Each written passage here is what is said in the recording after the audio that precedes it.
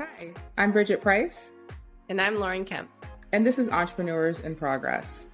We're here for another short, and we thought this time we'd take some time to provide some additional background on both of our business partners and our husbands, Marcus and Brian. We have talked about them extensively throughout our series, and that's just because we work with them and they're our significant others. So it's really hard to talk about our businesses without infusing both of them because they're a huge part of it. So we thought we'd share more about their entrepreneurial backgrounds, how they got started, who they are at the core, and how they've essentially roped us in all of this. So let's get started.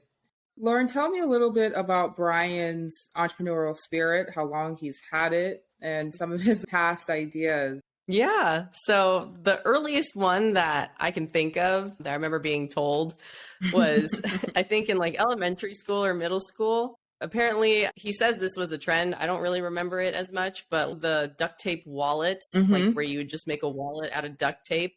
Apparently that was in. Apparently. He made them, and he sold them to his classmates. Oh my God. He got his parents to pay for the duct tape, and then he would make like duct tape vests and duct tape wallets and then sell them for like 50 cents or $1. I don't know, whatever. That was a thing, by the way. That was a thing. It really was. I can't say I ever owned one. That was the beginnings of the young entrepreneurial Brian, I believe. And I'm sure that he has other stories, but the next one that I remember was in college. He worked with a sculptor. So for those of you not familiar, Brian is also an artist. He actually started out as an art major and then eventually switched to business. But so he worked with this local sculptor and was doing like outreach and stuff and kind of trying to sell these massive fucking sculptures. Oh, wow. And he made his own art and was working on selling his paintings and charcoals and pieces. So he did that in college. And even after, when we were dating, he's gone to work and then back as an artist and then back to the corporate world and back as an artist. He also met Marcus in college. Yeah. And so I think that they've worked on a couple projects together. He's worked on some like side hustles with his brother, Jim. So there's always like things going on ever since I've started dating him, and we've been together now like 8 years. Like, there's always something on the side, always an opportunity or an idea that he's thought about and wanted to try. So yeah, that's a bit of the background on Brian and his entrepreneurial journey leading up to eventually like making it with Rotive. Yeah. How about Marcus? Man, Marcus has been an entrepreneur since day one. Like Brian, he sold products to his classmates. They were not duct tape wallets, however. They were condoms. Yes.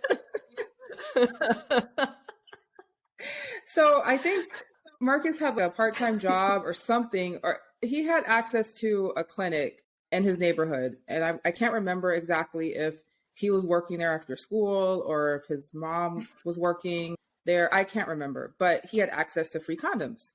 And so he had the bright idea, 12, 13 years old, to take a whole bunch of these condoms and sell them at his school, I think for 25 cents or 50 cents. I can't remember. But that was his first, I don't know, official foray into entrepreneurship. He might have had ideas even before then, quite honestly. I think he said he's had ideas since he was 7, which I believe. But that's the one I remember vividly. It's the condom story. And him, I wouldn't say getting in trouble, but obviously, the school contacted his mom and was like, hey, can't be selling condoms at the school.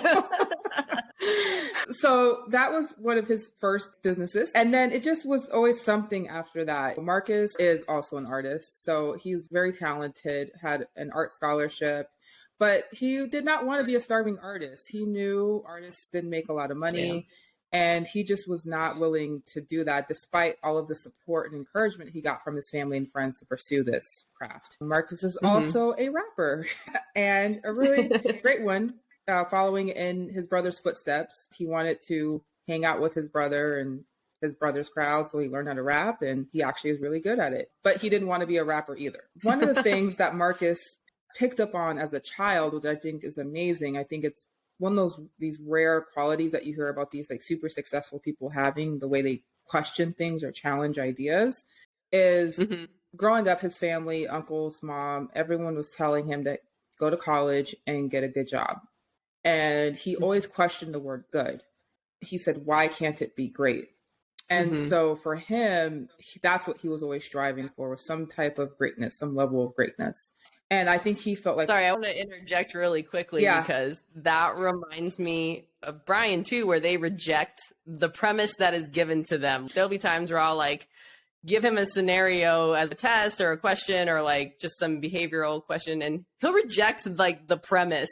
Like, yes, no, I'm like, these are the boundaries. You yes, need yes. to act within the boundaries. And he's like, no, I reject the premise completely. And that just makes me think of Marcus rejecting the premise of why does it have to be good? It can be great. I reject what the Yeah, boundaries. like that's not gonna work. Society. And Yeah. I don't see that. Okay, whatever. I'm not even living in your reality right now. Yeah, it's very much Marcus. And Marcus was always looked at as stubborn in that way. Like people thought he was being completely just extreme or whatever, but he was just he very much believed in these ideas. Like like I'm going to do great things and it's not going to be simple. I'm not going to choose to be content. Like this is what I'm going to strive for. And that's what he did. And obviously, like most people, there's lots of ups and downs and hurdles and things like that. But a lot of people knew at the core Marcus was an entrepreneur because he was always trying to sell something. He was always trying to make money. He was always trying to innovate. And so people aren't surprised that Marcus is an entrepreneur. But he met Brian in college, as you mentioned. And whenever Marcus met new people, he would come home and tell me about them. And I remember him distinctively telling me about Brian because it seemed like they instantly connected. Like they had some conversation. It was in one of their marketing classes.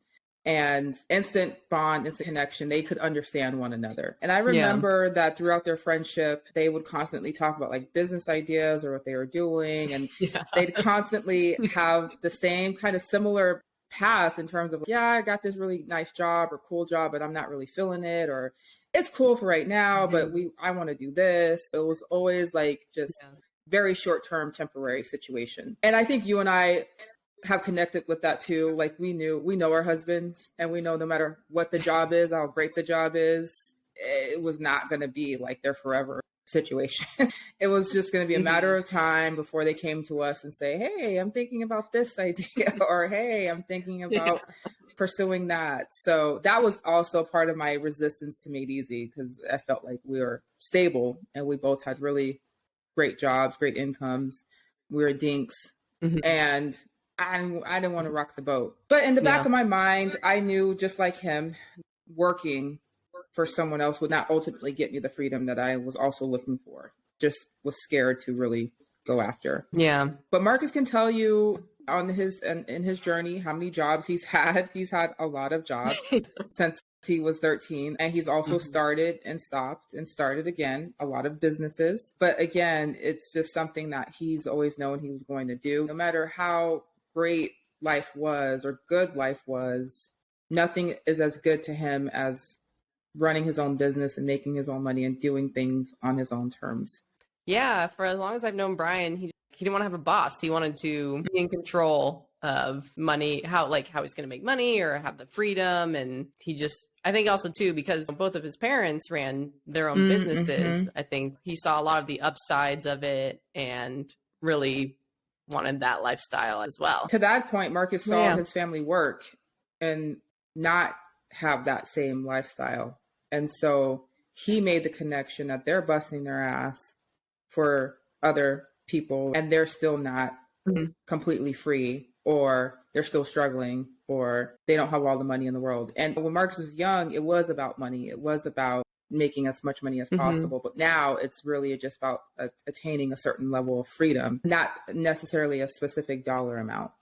Yeah, I think freedom and flexibility are the biggest things for us. Freedom, flexibility, control, and having that kind of uncapped, potential where you're not, limited obviously by a salary or by like what job you could get. The good thing is you can earn as much as you want, but the bad thing is also you can earn nothing. Doesn't work out. Yeah. It's what you make it. Yeah. And it's so funny because I was drawn to Marcus because of his drive and his initiative and the fact that he was determined.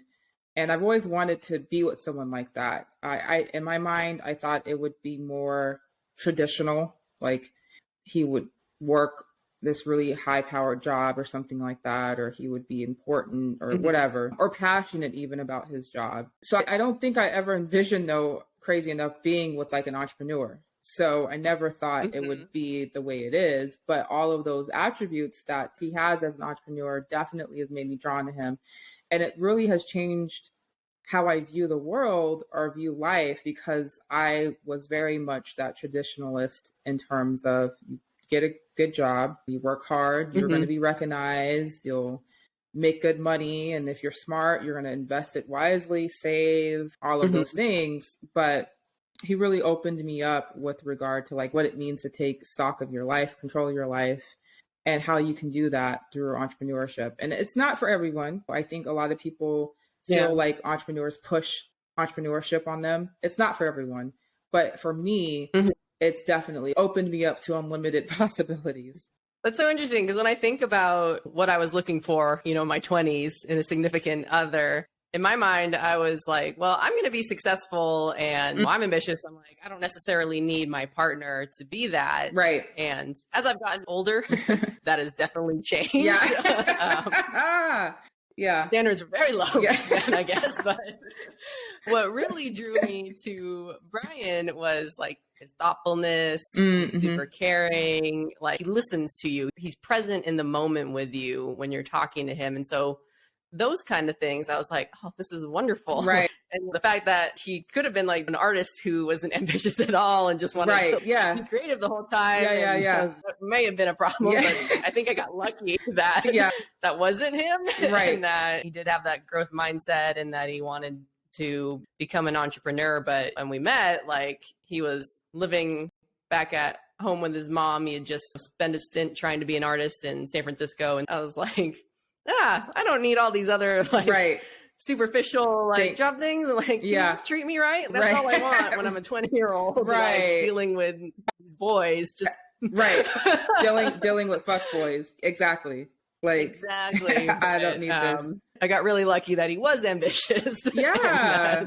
We obviously continued to grow in our relationship together. So I would agree with that. I do think it's important to say that if you're ambitious, I think it does help to have somebody who is at least somewhere in that realm too. Yeah. You know? Oh, for sure. Or else I think that's breeding room for resentment and other weird feelings and stuff like that. But yes, I would say despite how there is a time where Marcus is job hopping, where he's starting a job and quitting to start a business, going back to the workforce and quitting to start another business, like that was taxing. And as you get older, there was a point in time where you're like, okay, like this doesn't feel sustainable. What do I do? However, I will say, because Marcus was driven, ambitious, and industrious, they always figured it out. They always made it work. Sometimes you have to be a little bit more patient than other moments, and sometimes things didn't come as quickly as I would have liked them to come, but things always did work out. And I am grateful for that, because you don't want to be with someone who has to be a shell of themselves, right? If they are entrepreneurs at heart, and because they want to make their relationship work, they have to take the safe path or route and maybe sacrifice their happiness. I don't want that. And thankfully, because I think they were so just focused and really motivated to see this through, it's worked out for us. Yeah. I think the important thing there too is, like you said, they were willing to go the safe route when they needed to. Like, they're very scrappy. If it didn't work out, they would get a job and then try again. And it's different than someone who just keeps trying, and all of the financial weight and burden is on the one other supporting person. Right. So I feel like that would be very draining and stuff. So that's Brian and Marcus. Yeah, maybe they'll come on together and they'll share even more about their background. It would be fun to hear from them. But yeah, we have some interesting husbands that we love unconditionally to their benefit. That's it for this short. I hope you guys learned a little bit more about why we adore our husbands and also endure them. But be sure to like, subscribe, share, all the things. We are on Facebook, YouTube, Instagram, and be sure to connect with Lauren and myself on LinkedIn. Until next time.